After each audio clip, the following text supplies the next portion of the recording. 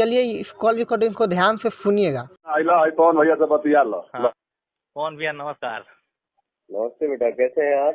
भैया बस आपका दया है, I am big fan of you. Thank you आपको हम बाबू। हाँ जी मेरा भैया, रिकॉर्डिंग मत करना, ठीक है?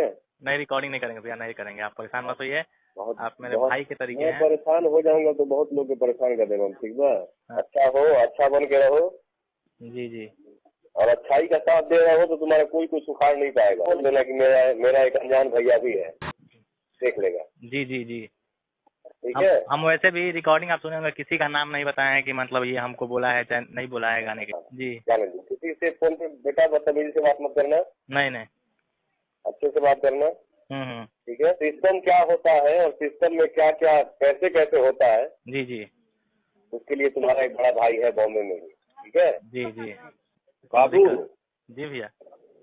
बेटा, वो तुमको समझा रहे हैं सिस्टम क्या होता है। जी जी आप 5 दिन में बॉम्बे में वो क्या कर देंगे तुम्हारा। हाँ हाँ